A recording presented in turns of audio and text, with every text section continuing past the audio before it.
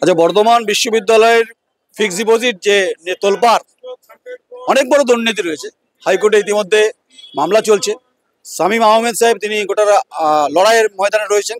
শামীম সাহেব, যে দুর্নীতির পরিস্থিতি বর্তমান বিশ্ববিদ্যালয়ে এফডিকে কেন্দ্র করে আপনি মামলা লড়ছেন, প্রথমে জাস্টিস অমৃতা সিনহা, তারপর রাজশ্রী ভরদ্বাজ, আবার নেক্সট হিয়ারিং 27শে ফেব্রুয়ারি, আমি যদি ভুল না বলে থাকি। আলটিমেট কোন জায়গায় দাঁড়িয়ে আছে? দেখুন, বিশ্ববিদ্যালয়ে টাকা চুরি হয়েছে, সেই চুরি নিয়ে মামলা আমাদেরকে করতে হচ্ছে, এটা দুর্ভাগ্যজনক। যার বাড়িতে চুরি হয়েছে তারা যদি আরেকটু প্রোঅ্যাক্টিভ হতেন এবং সত্যি সত্যি চাইতেন যে যারা অপরাধী ধরা পড়ুক, তাহলে আমাদের মামলা করতে আসতে হতো না। কিন্তু দুর্ভাগ্যের হচ্ছে যে এইখানে বিশ্বভারতীর ভূমিকা একেবারেই সন্তোষজনক নয়। মানে বর্ধমান বিশ্ববিদ্যালয়, বর্ধমান বিশ্ববিদ্যালয় বোধহয় তার কারণ হচ্ছে যে এই বিশ্ববিদ্যালয়ের আধিকারিকরা এই দুর্নীতির সঙ্গে জড়িত আছে বলেই আপাতত যা নথি সামনে এসছে তার থেকে একটা ধারণা তৈরি হচ্ছে। এবং ফিনান্স অফিসারের ভূমিকা, রেজিস্ট্রারের ভূমিকা নিয়ে প্রশ্ন উঠেছে।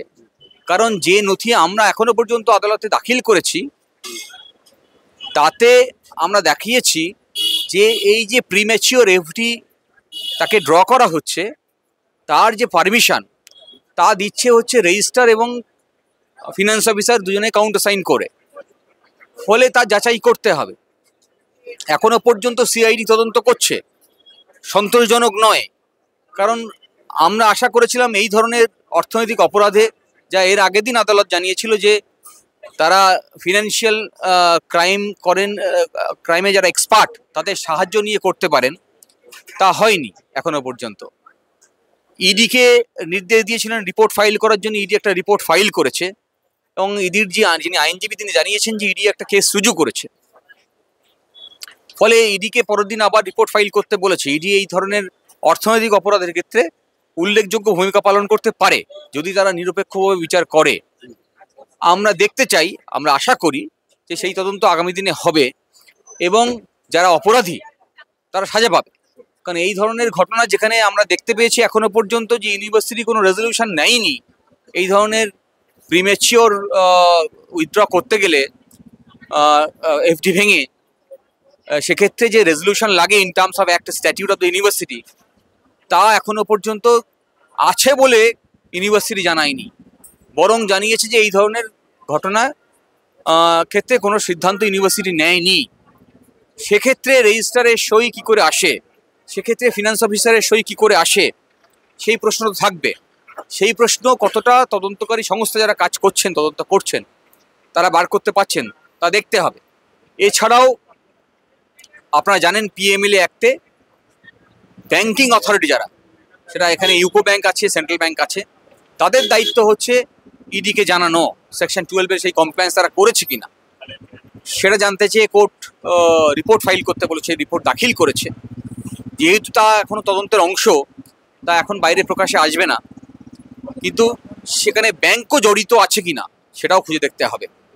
আপনি চারা খান ঠান্ডা হয়ে যাচ্ছে, কারণ অবশ্য আপনি ঠান্ডা হতে দেবেন না বর্ধমান বিশ্ববিদ্যালয় আর্থিক দুর্নীতির ক্ষেত্রে। আমি তো দেবই না নয়ন রায়। ডাল মে কুচ কালা না সব কুচ কালা, যেটা প্রধান বিচারপতি সঞ্জীব খান্না বলেছেন। একটি ব্যাংকের, ইউকো ব্যাংক বলছেন যে এফডিকে আমরা এভাবে ভাঙাতে পারি না। আপনি আমায় বলুন, আপনি যেহেতু কেসটা লড়ছেন, এফডি হচ্ছে প্রপার্টি, সেই প্রপার্টি কি করে চলে গেল একজন বায়ারের হাতে, তার কোনো সম্পর্ক নেই, সে নিয়ে গিয়ে সেটা ভাঙিয়ে নিয়ে এলো। এখানেই তো একটা লাঞ্চার করা। এই ধরনের দুর্নীতির অভিযোগ এসছে বলেই আদালত এই মামলার কগনিজেন্স নিয়েছে। এই ধরনের দুর্নীতির অভিযোগ আছে বলেই তদন্তকারী সংস্থার দায়বর্তায় যারা অপরাধী তাদেরকে খুঁজে বার করা। এখন এই ধরনের অপরাধ পশ্চিমবঙ্গের ক্ষেত্রে দেখতে পাচ্ছি আমরা প্রতিনিয়ত বেড়ে চলেছে, বিশেষ করে এইসব ফিনান্সিয়াল করাপশনের প্রশ্নে। সেখানে বিশ্ববিদ্যালয় শিক্ষাকেন্দ্র সেটাও জড়িয়ে যাবে তা আমরা আশা করিনি। এখন তা প্রকাশ্যে এসছে। ফলে আগামী দিনে আমাদের নির্ভর করতে হবে প্রাইমারিলি তদন্তকারী সংস্থা যারা আছে তাদের উপরে। তারা যদি ব্যর্থ হয় তাহলে নিশ্চয়ই আমরা আইনের পথে কিভাবে অপরাধীদেরকে খুঁজে বার করতে হয় তার জন্য রাস্তা আমরা নিশ্চয়ই খুঁজে পারবো। আমি শেষ করবো, আপনি অত্যন্ত ব্যস্ততার মধ্যে রয়েছেন। শুধুমাত্র এফডি নয় শামীম সাহেব, রিক্রুটমেন্টের দুর্নীতি, টেন্ডারের দুর্নীতি, টিসিএস কে পাইয়ে দেওয়া দুর্নীতি একটা বড়, কারণ আমরা জানি সিধু কানু মহাবিদ্যালয়ে যিনি ইউনিভার্সিটি, তার রিপোর্টে স্মৃতি কুমার সরকারের দুর্নীতিটা ছত্রে ছত্রে প্রস্ফুটিত, যেটা আপনার কাছে হয়তো আসবে, আমি আপনাকে পৌঁছে দেবো, কারণ আমিও লড়াই দেখতে চাই। এই বাবুই পাখি বাসা যারা বুনেছে তাদেরকে কাঠগড়ায় তুলতে, বিচার ব্যবস্থা তুলতে পারবে, যে আশা অনেক মানুষ করছে। দেখুন, সমাজের মধ্যে অপরাধ থাকে, আর সেই অপরাধকে প্রতিহত করা, প্রতিরোধ করা, প্রিভেন্ট করা, তার দায় হচ্ছে রাষ্ট্র ব্যবস্থার।